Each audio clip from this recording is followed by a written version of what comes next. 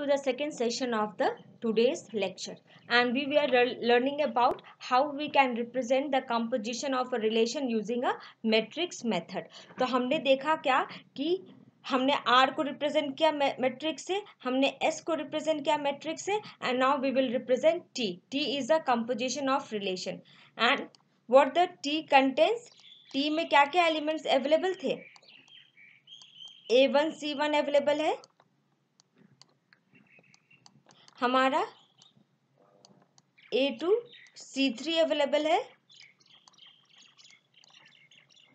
Wait A1 C3 भी available है हमारा, जिसको पहले हम लिख लेते हैं. A1 C3 अवेलेबल है, A2 C3 अवेलेबल है,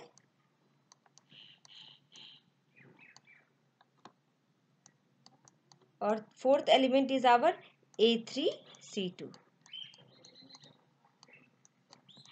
These are the elements which are present in the composition of relation T. तो हमने देखो A1 C1 के लिए 1 पुट किया है, A1 C3 के लिए हमने 1 किया है because this elements are present here. A2 C3 के लिए एंड A3 C2 के लिए हमने 1 प्रेजेंट किया है. So in this way we can define a composition of relation and we can represent it using a matrix method.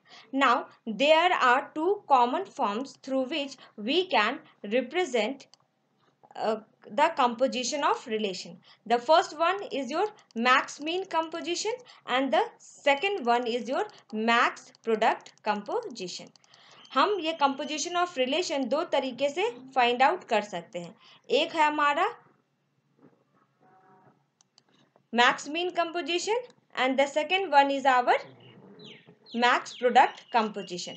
तो let's see कि हम max mean composition कैसे find out करते हैं. Okay,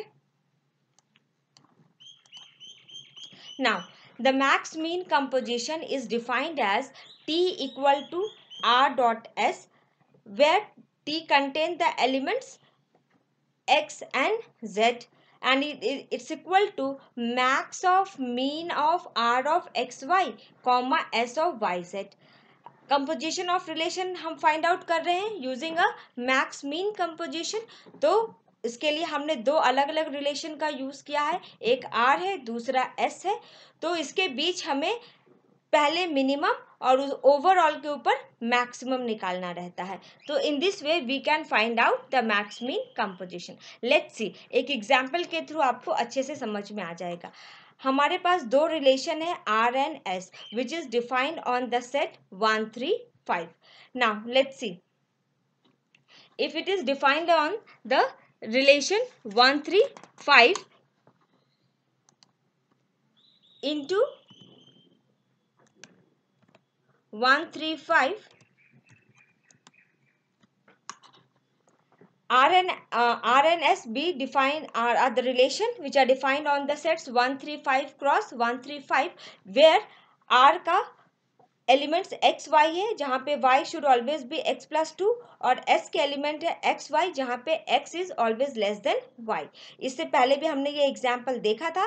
तो R में क्या क्या एलिमेंट्स होंगे? 1 3 3 5 होंगे, क्योंकि यहाँ पर एक्स वाई का वैल्यू हमेशा ही x प्लस 2 होना चाहिए. और S में हमारे क्या क्या एलिमेंट है? 1 3 1 5 एंड 3 5. क्यों? क्योंकि वहाँ पर x should always be less than y. So in this way we have find out the relation R and the relation S. Now we can represent it using a matrix method. हमने R के लिए एक matrix बनाया है, S के लिए एक matrix बनाया है. R में क्या है? R is defined between 1 3 5 and 1 3 5 x and y. So हमने लिया, इधर हमारा 1 3 5 है, इधर हमारा 1 3 5 है. एलिमेंट 1 3 और 3 5 प्रेजेंट है, 1 3 एंड 3 5 प्रेजेंट है, इसलिए हमने उसके लिए 1 दिया है और बाकी सारे के लिए 0 दिया है, क्योंकि R में सिर्फ यही तो एलिमेंट प्रेजेंट है. अगर आप S देखो तो S में 3 एलिमेंट प्रेजेंट है, तो आप देखोगे कि इस मैट्रिक्स में हमने 3 जगह 1 दिया है, 1 3 1 5 and 3 5. We have kept these places as 1 and we have made another places as 0. So this is the relation matrix. Now we have to find out the composition of relation using a max mean composition. तो जब भी हम max mean composition निकालेंगे तो what is the criteria? जब हमें max mean composition निकालना है तो हमारे पास एक नया मैट्रिक्स आएगा. This is our new matrix which is defined between x and z, and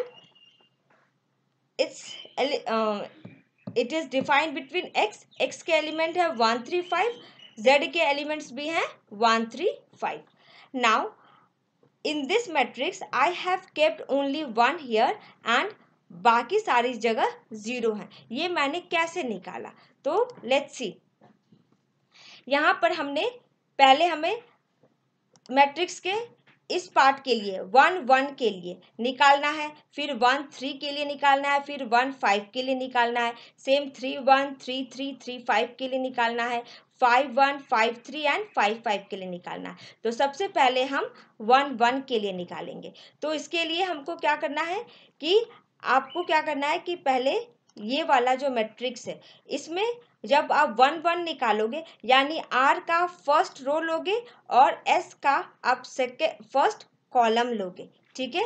we have to take this one and this one.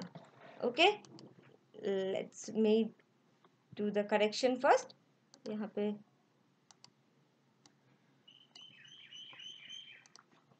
when we have to find out the max mean composition for 1 1, तो पहली बार में हम first row लेंगे and first column लेंगे.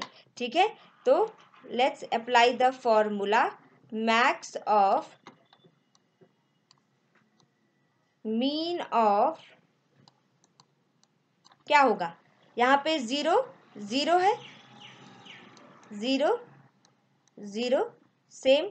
फिर हम लेंगे mean of, यहाँ क्या है 1 0,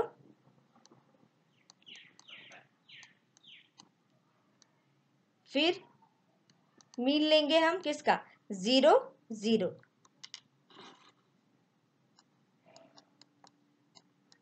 अब उसके ऊपर हमें ओवरऑल मैक्सिमम निकालना है. तो कैसे निकालेंगे? Mean of 0 0 is 0, mean of 1 0 is 0 और मीन ऑफ 0 0 इज 0. इसका मैक्स क्या होगा?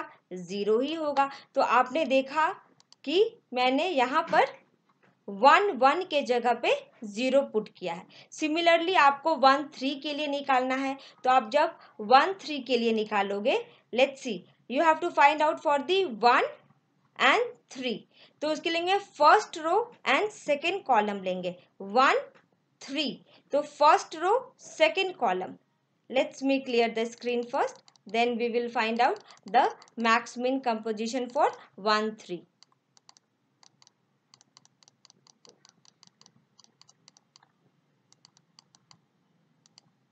Now we have to find out for 1 3.